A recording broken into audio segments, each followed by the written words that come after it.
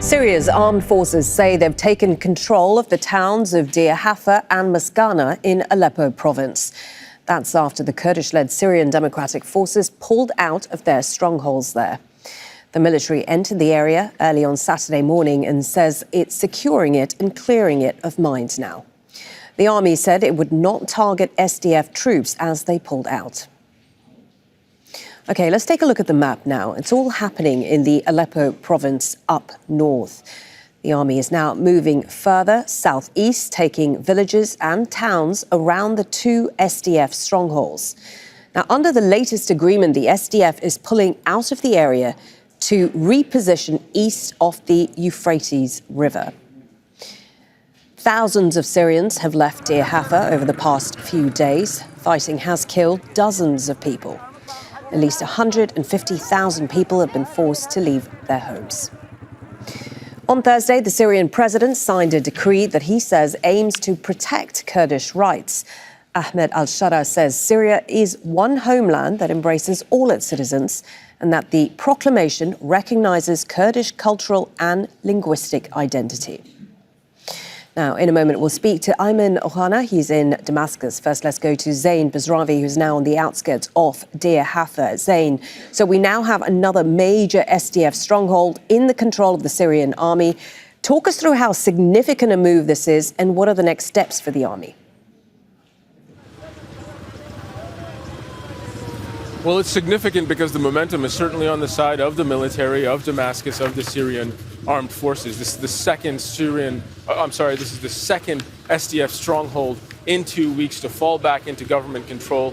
And what we're hearing is that Damascus will have a unified Syria, but it is not an easy business. This is what it looks like. We are now on the outskirts of Deir Hafer, technically within the municipal boundaries of the city itself, but there are choke points like this of people trying to get in. What we are seeing is that the thousands of people that left are now making their way back. We've seen families in the back of pickup trucks and braving rainy, cold weather. And what they're coming up to are these mud walls. These were set up by the SDF as checkpoints, as roadblocks, as part of their defensive positions. And what we're seeing now is bulldozers trying to move in, trying to clear the area. The Syrian military here trying to get some sort of control underway and trying to make sure that there are checks of those who are going back. Now, there had been talk of a clearing operation ahead of allowing people to return. But what we are seeing is a massive flow of people. The news that Deir Hafer is once again under Syrian government control has brought not just new military divisions to reinforce Syrian convoys that went in days earlier, but also a massive flow of civilians going back. We've seen people in vehicles, we've seen women, children, everyone returning, people on motorcycles, and there was celebratory gunfire happening here. There is a great deal of flow of people back into these areas, back towards Deir Hafer and Maskana, and that is creating a little bit of chaos. Certainly another aspect of security that the military will have to make sure to address. Now, the SDF had issued a complaint saying in a public statement that the agreement was that Damascus forces would not enter towns of Deir Hafer and Maskana until after SDF forces had completed their withdrawal. But there is a momentum here. There is a fast-moving momentum. People who had been forced out of their homes want to get back to those homes as soon as possible.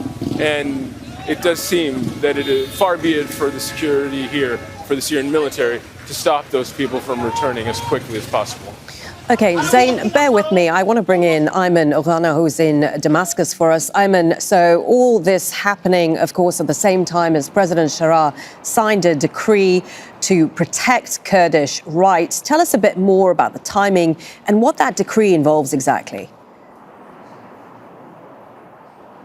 Well, that's right. The President Ahmed al-Shara issued a special decree yesterday guaranteeing cultural, linguistic and national rights for Syria's Kurdish minority. As Zain said, This comes with the backdrop of violent confrontation and clashes recently in Aleppo city and Aleppo province between government and SDF forces. So this statement was welcome, and it says Syrian Kurdish citizens are an integral and essential part of the Syrian people. The statement also says that it will guarantee their cultural and linguistic identity and also make Nowruz, a Kurdish festival, a public holiday and prohibit any discrimination against Kurds on ethnic or linguistical basis.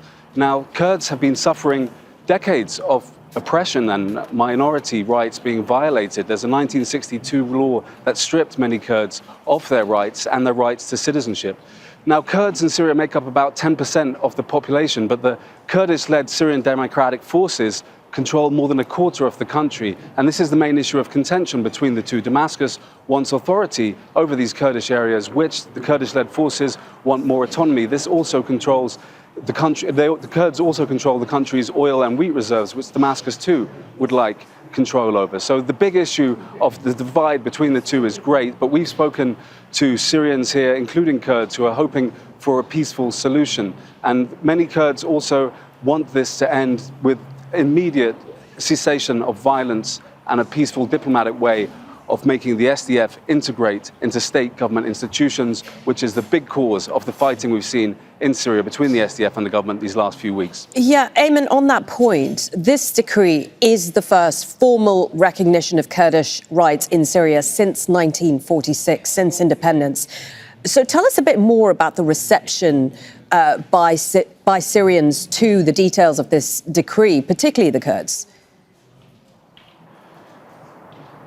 Syrians, including Kurds we've spoken to, have welcomed this decree. For the first time, they're having their rights recognized, and they're hoping that this could be a peaceful de-escalation between the two fighting sides.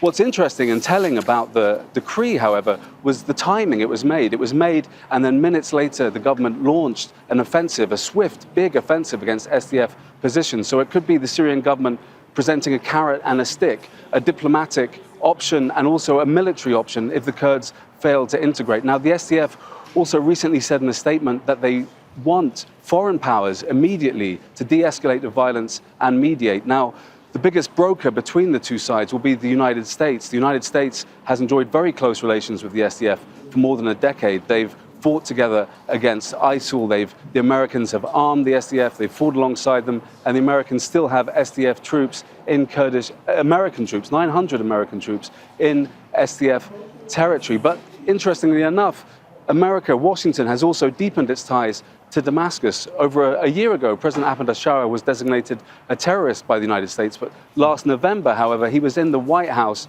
being feted, where he formally joined the anti-ISIL coalition. So the US is really best placed to mediate between the two sides, which is what the SDF are calling on foreign powers to help and de-escalate this dangerous situation. OK, let's return briefly back to Zain Bazravi. Zain, we've talked in recent days, haven't we, about those humanitarian corridors which have allowed hundreds of thousands of people to escape the fighting. When I just spoke to you, you were talking about how many of those people have already started coming back.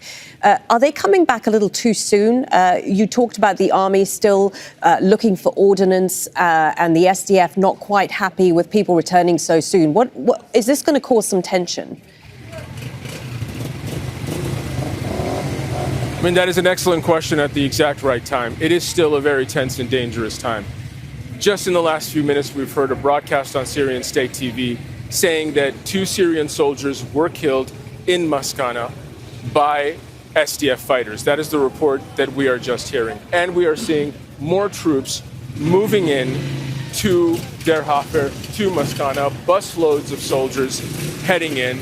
We're seeing columns now of tanks on trucks being transported into this area as well. And what we've also been hearing is that Syrian government forces have crossed the Aleppo governorate, the Aleppo province border, and moved into Raqqa. This fight seems far from over. There is a celebratory atmosphere that Deir Hafer is back under government control, that Maskana is under government control, that there is perhaps an end to the instability in these areas. But the fact of the matter is that SDF fighters remain armed. They remain faced off with Syrian forces. And those Syrian forces, their numbers are going up in this theater of operations. And the latest news from Syrian State TV that 2 Syrian fighters were killed in Maskana. There were no shots fired this morning. It had been hoped that this transition, that this withdrawal would be peaceful, that it would be bloodless after what was a short-lived military assault overnight by Syrian military troops on SDF positions here in Deir Hafer. But that has changed just in the last hour with the reports of this gunfire, and we'll have to wait and see how this progresses going forward. No doubt, with that incident, we are likely to see far more security in and around Deir Hafer, in and around these checkpoints, as Syrian military try to take control of a situation where civilians are just trying to get back home. Okay, Zain, I appreciate that. Zain, there on the outskirts of Deir Hafer, he'll be monitoring the situation there for us all morning on Al Jazeera. And of course, Ayman Ogana in Damascus. Thank you. Don't miss out. Get the full picture. Subscribe to Al Jazeera for reliable news and expert insights. Like, share, stay ahead.